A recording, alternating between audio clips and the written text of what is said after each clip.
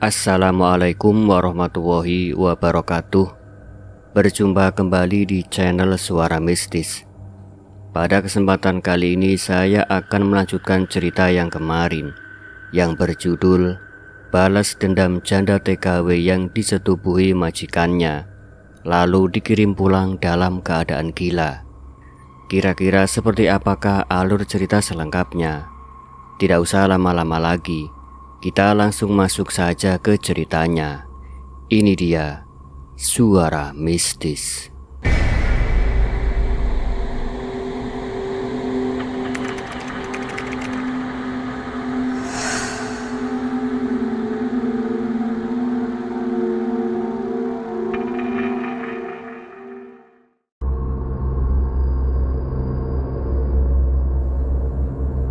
Ia mengambil garam, terus menggenggamnya, lalu meniupkan ke arah perut Markona. Sejenak suara tawa berhenti, ruang menegang, kentongan berdentang pelan, dan mencari detak yang teratur. "Keluar!" tegas Mbah Kawit. "Apapun engkau, keluar dengan damai." Jawabnya, jerit. Bukan jerit memenuhi telinga, jerit yang langsung menancap ke otak. Dua lelaki jatuh berlutut sambil memeluk dada. Seorang bapak memukul-mukul kepalanya sendiri, berusaha mendesak suara itu. Lurah Samin menggigit bibir, keringatnya menetes. Tangannya bergetar seperti orang tua yang menahan tremor. Para istri kalang kabut, ada yang menangis, ada yang memaki. "Bangsat, kau semua jangan lihat perempuan itu." Pak, pegang diri Pak." Markona atau sesuatu di dalamnya memutar kepala ke arah kerumunan. "Jangan menyebut perempuan," katanya datar. "Aku rumah." Mbah Kawit menekuk tubuh ke depan, lalu mendekat. "Rumah milik siapa?" "Milik lapar yang diberikan oleh dia yang tak pernah kenyang." "Dia yang mana?" "Yang memanggilku dari jauh, yang menaruh mulut di dinding perut ini, yang menyuruhku minum dari tubuh yang datang." Mbah Kawit mencondongkan keris, menggores udara di atas perut Markona seperti orang membuka gembok tak kasat mata. Ia menyapu dengan daun sirih, menekan titik-titik urat halus di pergelangan kaki, di antara jari tangan dan di pangkal leher. Markona menjerit, tangannya otomatis mencari sesuatu untuk digenggam. Tali menahan, mata putihnya begitu tampak. "Sedikit lagi, sedikit lagi," gumam Mbah Kawit. Saat itu juga azan maghrib meledak dari surau ujung kampung, membelah udara seperti pisau. Suara muazin melompat dari pengeras suara yang pecah. Retaknya justru menambah tajam. Separuh kerumunan menengadah refleks. Hanya sesaat hawa panas itu surut. Lelaki-lelaki yang tadi memerah akhirnya bisa menarik napas panjang, seperti seorang yang baru keluar dari air. Di mata mereka ada air, bukan karena haru, tapi karena siksaan mendadak berhenti. "Teruskan azan," bentak Mbah Kawit ke anak remaja yang berlari-lari kecil melewati tanah becek. "Terus nak, yang kenceng." Muazin melanjutkan. Di sela azan yang bergetar, suara dalam perut menggeram. Ia tidak suka. Markona tubuhnya melengkung, keringat mengalir deras. Kain pengikat menorehkan garis merah di kulitnya. "Aku membakar. Katamu tadi mau keluar. Aku tidak keluar. Aku tinggal." "Keluar!" Mbah Kawit menempelkan telapak tangan ke perut Markona, membacakan potongan ayat dan doa-doa warisan gurunya. Garam ditebar, air dicipratkan. Suara mengerang lebih tinggi. Di luar, malam turun mendadak, seolah matahari dipadamkan paksa. Lampu-lampu tetangga satu persatu menyala. Bayangan pohon menoleh ke arah balai. Lalu kejadian itu meledak. Hawa panas menyebar seperti kebakaran tanpa api. Para lelaki kembali merintih. Kali ini lebih liar. Tetapi belum sempat melangkah, istri-istri menyeret mereka ke belakang, memeluk pinggang, menampar pipi, menjerit menyebut nama suami dengan suara yang patah. "Ingat anakmu, ingat rumah." Mereka menggertakkan gigi, memaku laki-lakinya ke tanah. Tidak, aku tidak kuat." Salah satu lelaki meronta, wajahnya antara malu dan tersiksa. "Lihat aku." Istrinya memegang wajahnya dan memaksa menatap mata. "Jangan tinggalkan aku untuk kematian yang dungu, Mas." Mbah Kawit mendesis. Perempuan lebih kuat menahan, laki-laki tunduk. Ini permainan yang tidak adil. Ia menggertakkan gigi, memutus bacaan sejenak untuk mengatur napas, lalu kembali menghantam udara dengan doa. Tiba-tiba Markonah tenang, matanya kembali, nafasnya turun. "Mbah," ia berbisik. Kali ini jelas suaranya sendiri, rontok manusia. "Kalau kau tarik dia keluar, dia akan mencari rumah baru, Mbah. Dia akan pindah ke siapa saja yang paling dekat, Mbah." Mbah Kawit beku sesaat. Ia menatap kerumunan, para lelaki yang tersiksa, para istri yang menahan, anak-anak yang menangis kaget di pinggir jalan. Ia mengerti kalau ia memaksa, desa ini jadi medan pindah rumah bagi sesuatu yang tak bisa dilihat. Ia menarik kerisnya, menahannya di udara. Mantra berhenti di bibir dan menggantung. "Kau mau kami biarkan?" tanya Mbah Kawit setengah geram dan setengah takut. "Aku mau dikeluarkan, Mbah," bisik Markonah. "Tapi jangan kirim dia ke orang lain. Jangan jadikan kampung ini tempat menampung sampah dari lelaki yang menanamnya di tubuhku, Mbah." "Bagaimana caranya?" "Bakar aku, Mbah," jawab suara lain. Kembali suara ganda dari dalam. "Kalau rumahnya hilang, aku juga hilang, Mbah." Kerumunan meledak. "Bakar saja, Mbah, bakar saja," sorak beberapa istri. Amarah mereka menemukan bentuk. "Sudah cukup. Berapa rumah lagi yang rusak?" "Jangan, Mbah," teriak seorang ibu lain, menangis. "Dia korban." Lurah Samin maju setapak, wibawanya rapuh. "Tenang, kita cari jalan lain." "Jalan lain apa?" potong seorang perempuan muda, matanya basah. "Suamiku mendengur seperti binatang tiap malam sejak perempuan itu pulang." Mbah Kawit menatap Markonah lama. "Ada cara ketiga," katanya lebih pelan. "Kita kurung, kita tutup mulutnya, kita jadikan dia sumur yang tidak bisa ditimba siapapun." "Bagaimana menutup mulut yang tidak terlihat, Mbah?" tanya Markonah. Senyum tipis yang lebih mirip luka menarik sudut bibirnya. Mbah Kawit mengeluarkan benang hitam yang direndam minyak. "Dengan simpul yang dipintal dari doa dan malu." Ia mengikat simpul di atas perut Markonah. Tanpa menyentuh kulit, simpul di udara. Namun talinya berat, seolah menjangkau sesuatu yang memantul dari tubuh. Setiap simpul diikuti satu kalimat. Setiap kalimat memaku gerak yang mengajak. Para lelaki mereda perlahan. Malu kata sederhana itu turun seperti hujan, mendinginkan panas yang tak ingin tak tahu malu. Beberapa menit berlalu, degup yang aneh di perut menjarang, lalu tinggal sisa. Suara itu merosot, menipis, seperti orang yang tak lagi memiliki napas yang cukup. Mbah Kawit menempelkan telapak ke tanah, memindahkan sisa panas ke dalam bumi. Untuk malam ini cukup, katanya.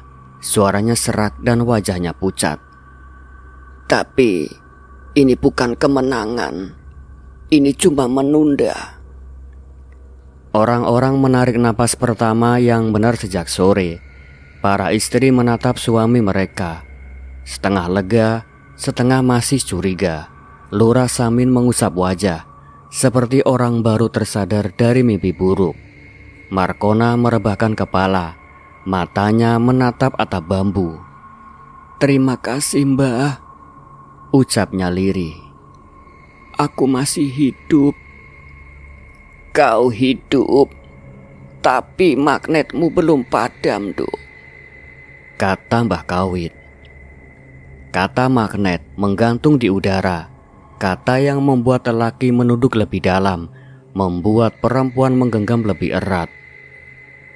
Kalau magnet itu tetap ada, sekuat apapun simpul, besi tetap akan datang, gumam seorang ibu tua dari barisan belakang. Senyap, lalu bisik-bisik bangkit lagi, lebih tajam dari sebelumnya. Usir saja, kalau tidak bakar. Dia korban, Bu. Korban? Korbanmu itu sudah berbaring di tanah. Markona memejamkan mata. Di balik kelopak, ia lihat wajah-wajah lelaki yang datang dengan malu, pulang tidak bernyawa. Perempuan yang memaki sambil memeluk anak, anak-anak yang ketakutan pada kata ibu dan ranjang. Air mata mengalir, tapi tidak keras, seperti air dari gentong yang retak keluar pelan. Tidak bisa ditahan, tidak juga cukup untuk membersihkan apapun. Mbah Kawit berdiri pelan, lututnya protes. Ia menatap kerumunan dengan suara yang dipaksanya tetap tenang. Kalian boleh marah, tapi jangan bodoh. Jika kalian mengusir dia malam ini, kau akan menyebar bahaya ke jalan-jalan yang gelap. Jika kalian membakar, kalian tidak membakar satu tubuh. Kalian membakar seluruh nasib yang ikut menempel. Pergi, biarkan aku jaga malam ini. Besok kita rapat di balai desa. Kita cari kunci yang belum kita pegang. Kalau besok ada yang mati lagi gimana, Mbah? Teriak seseorang. Kalau besok kalian masih ingin hidup, jaga mata, jaga langkah, balas Mbah Kawit, dingin seperti air sumur. Jangan datang sendiri ke pintu yang memanggilmu. Kerumunan bubar dengan gerutu, menyisakan serpi-serpi kutuk di udara. Para lelaki dipapah pulang oleh istri masing-masing. Mata mereka tak berani menoleh. Anak-anak dituntun menatap Markona seperti menatap api yang disuruh mereka jauhi. Tikar dilipat, menyan dipadamkan, kain pengikat dilepas. Markona masih duduk, tubuhnya begitu berat. Ia menatap tangan sendiri seolah itu tangan orang lain. Mbah, kalau aku pergi, apa dia ikut? Kata Markona. Dia menempel pada yang dinamai rumah. Dan sayangnya, rumah itu kamu, Nduk, jawab Mbah Kawit. Jadi aku magnet ya, Mbah, dan desa ini besi. Ia tersenyum getir. Besi yang tak sadar dirinya besi. Karena besi tidak pernah mengaku, hanya datang ketika ditarik, sahut Mbah Kawit, matanya begitu letih. Malam jatuh bulat. Dari kejauhan, suara gamelan latihan pemuda terdengar, sumbang dan ragu. Di langit, awan menutup bintang. Di perut Markona, simpul yang tak terlihat berdenyut pelan, seperti mulut yang disumpal namun masih ingin tertawa. Dan desa yang beberapa jam barusan berharap pada doa, kini mulai menumbuhkan sesuatu yang lebih cepat tumbuh tuntunan. Usir, bakar, atau kita mati satu-satu. Markona menegakkan punggung. Kalau mereka memilih apinya, biar aku yang menyala duluan, gumam Markona. Malam turun tanpa bintang, seperti kain berkabung yang menutup seluruh desa. Di ujung gang, suara sandal yang diseret, napas tergesa, dan gemeretak kayu obor merayap ke arah rumah Markona. Orang-orang datang membawa marah yang sudah lama disimpan. Para istri dengan mata bengkak, para lelaki dengan rasa malu yang menyaru jadi beringas. Anak-anak dipaksa tinggal di rumah, meski sebagian mengintip dari sela jendela. Di depan barisan, Lurah Samin menatap tanah. Wajahnya pucat oleh wibawa yang retak dan rasa bersalah yang tidak diucapkan. "Cukup," ujar seorang perempuan parubaya. Suaranya berat. "Malam ini kita hentikan petaka." "Usir saja," seru yang lain. "Kalau tak mau keluar, bakar." Mbah Kawit berdiri di sisi halaman, bertumpu pada tongkat. "Jangan bodoh. Api tidak selalu menyelesaikan apapun. Api kadang hanya memindahkan bau hangusnya," kata Mbah Kawit pelan. "Diam, Mbah." Seorang lelaki mendorong bahu kawannya dan memaksa diri maju. "Berapa suami lagi harus kita kubur?" Di rumah kecil itu, lampu tamaram bergetar. Markona duduk di tepi ranjang, telapak tangan menutup perut, matanya kosong seperti permukaan sumur di kemarau panjang. Nafasnya pendek, di balik kulit sesuatu berdenyut pelan, ritmis, seolah menunggu aba-aba.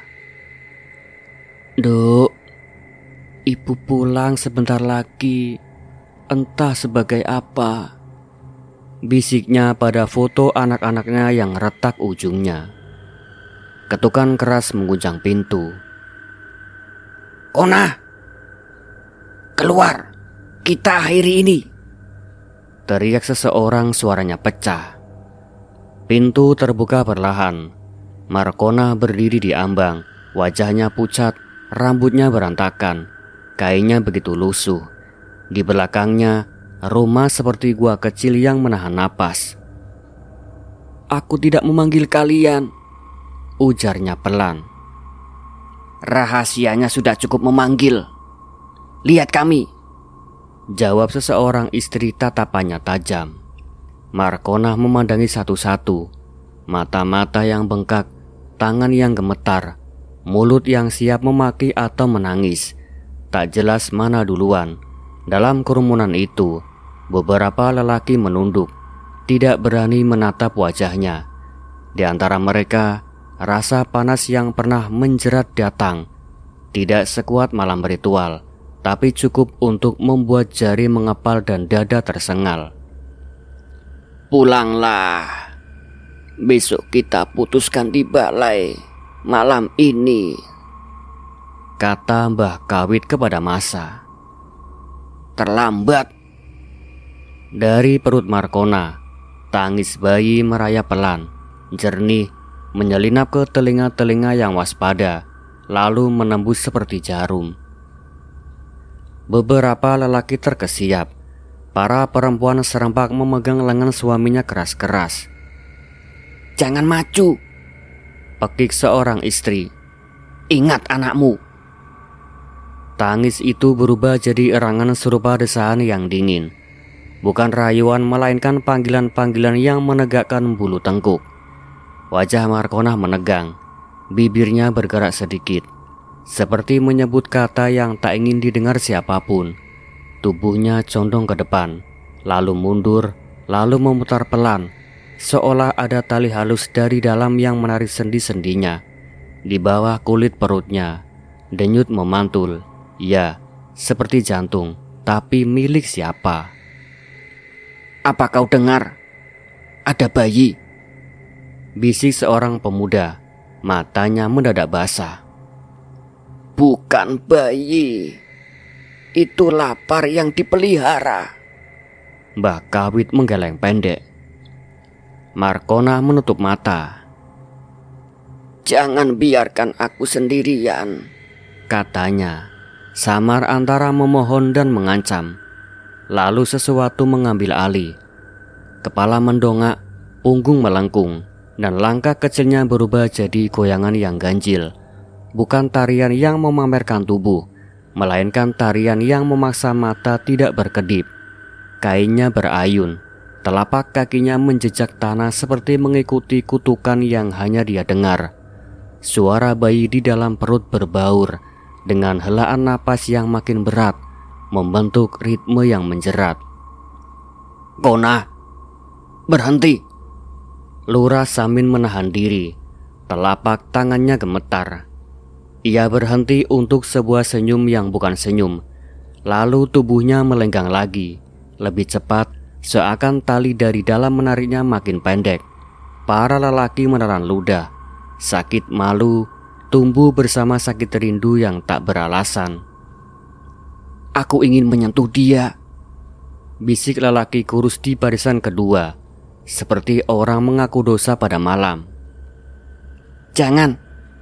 Istrinya menahan, memeluk pinggang suaminya dengan seluruh sisa tenaga. "Kau nanti mati di pelukannya." Tangis bayi mendadak meninggi, menusuk tepat di belakang mata. Beberapa lelaki menjerit tanpa suara. Satu orang terseret bukan karena kakinya melangkah, melainkan karena sesuatu di dadanya menarik. Ia merangkak mendekat, air liur menetes. Wajahnya antara ngeri dan ingin. Dua lelaki lain menyusul, lutut mereka kotor oleh tanah.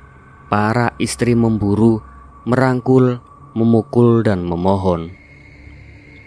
"Mas, tolong lihat aku, jangan lihat dia." Aku tak bisa, aku tak bisa."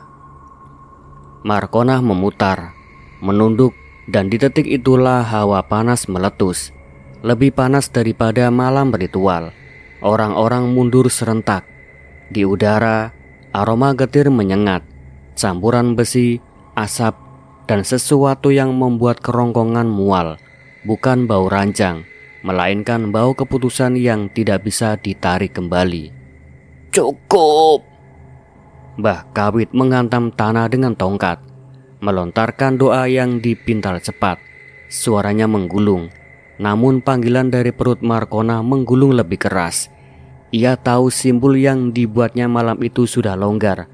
Malam ini, sesuatu memotongnya dari dalam.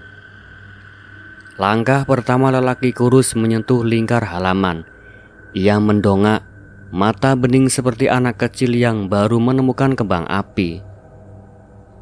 "Cantik," ucapnya bodoh. "Bukan cantik, itu lubang," potong Mbah Kawit. Lelaki itu terjatuh sebelum sempat mencapai Markona. Dadanya cekikikan seperti mesin yang putus rem. Tangannya meregang mencari udara. Dua yang lain menyusul. Satu menubruk tiang pagar, satu menggaruk tanah sampai kukunya patah.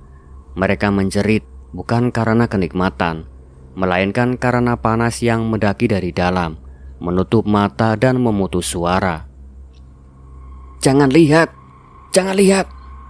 pekik para istri, menutupi mata suami, memukul pundak, memeluk leher. "Ingat rumah, ingat anak." Tapi panggilan itu tidak lagi bernegosiasi. Ia memerintah, dan tubuh-tubuh patuh karena kelemahan yang tidak bisa diakali. Markona mengerang, "Ambil aku atau bunuh aku, jangan separuh-separuh." Kalimatnya patah, setengahnya milik dirinya, setengahnya milik sesuatu yang berjuang keluar. Ia menengadah, mengatur napas yang tak mau diatur. Di pipinya ada air, di bibirnya ada retak, di matanya ada hampa yang keras kepala. "Kona ah!" Mbah Kawit maju, mendekap udara, seolah bisa memeluk suara sebelum suara itu menjadi perintah. "Dengarkan aku, berhenti, matikan tubuhmu, biarkan aku yang buka pintunya."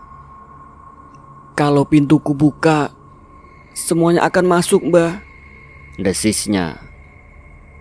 "Kalau tak kubuka, semua akan mati di depanku."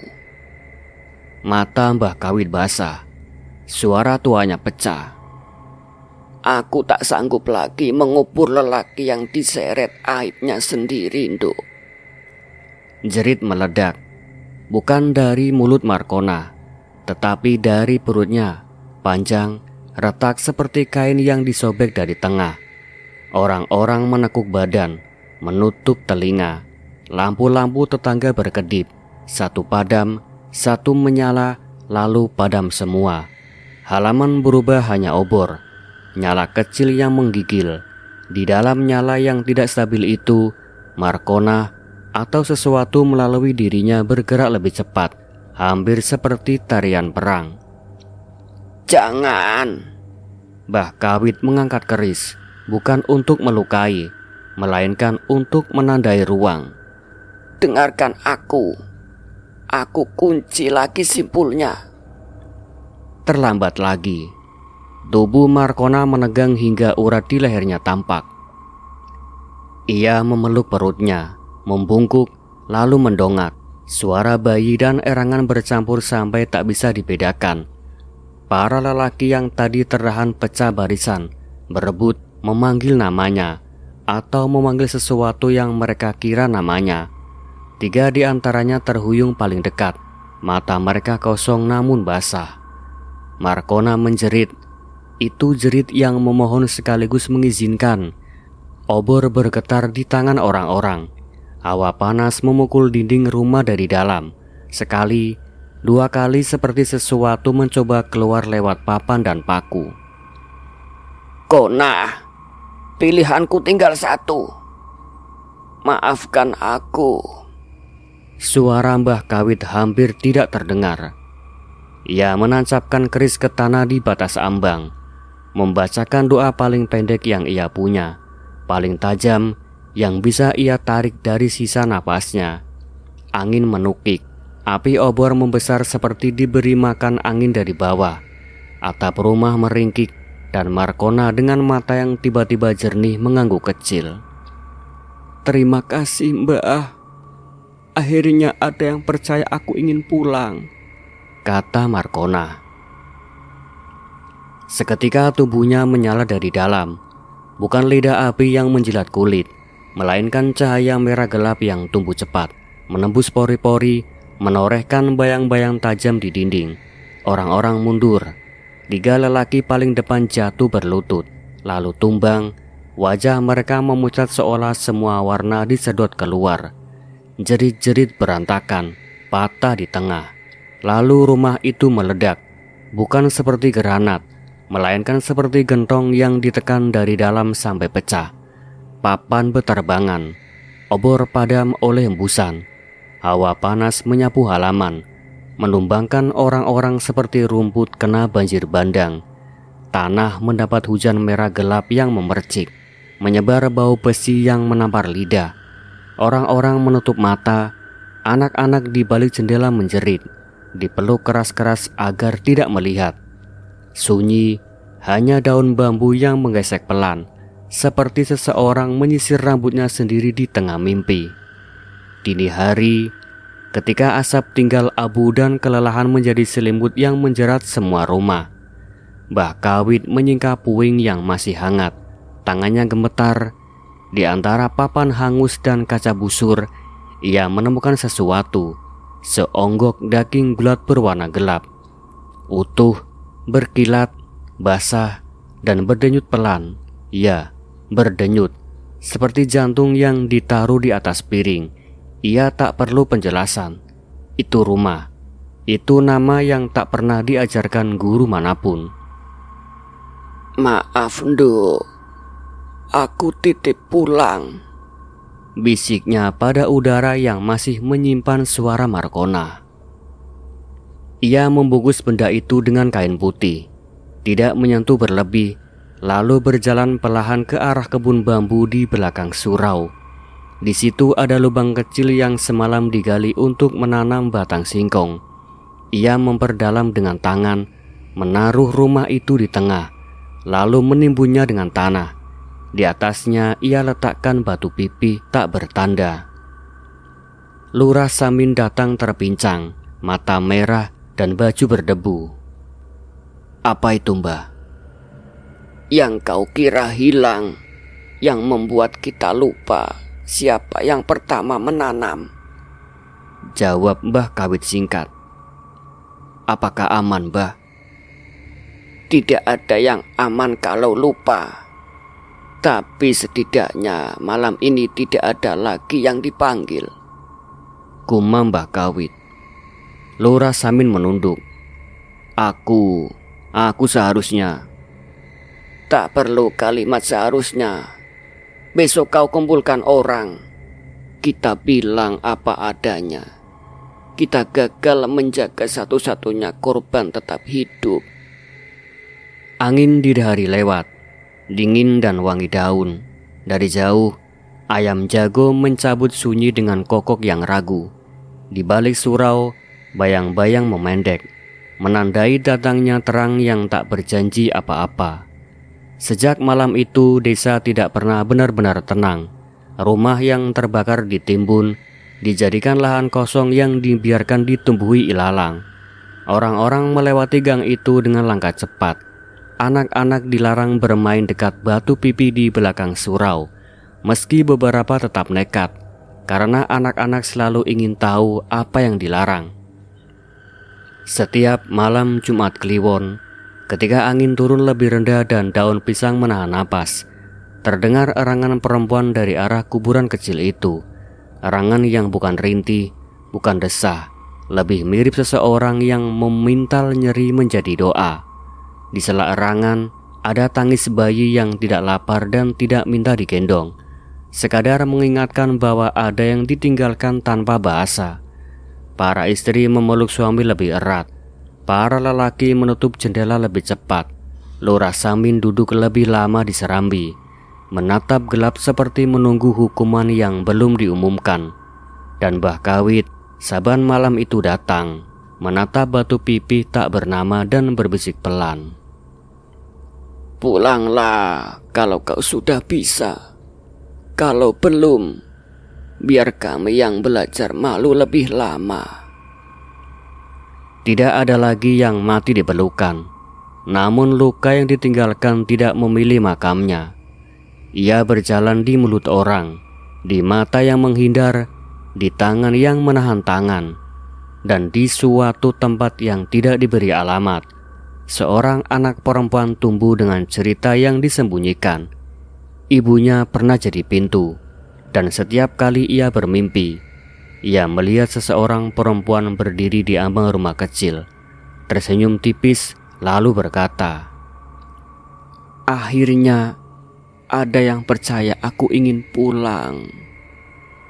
Dan cerita pun selesai. Bagaimana menurut kalian dengan cerita ini, teman-teman?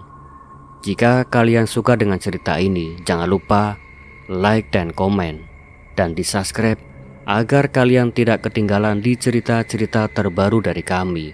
Akhir kata, saya pamit undur diri. Sekian, wassalamualaikum warahmatullahi wabarakatuh.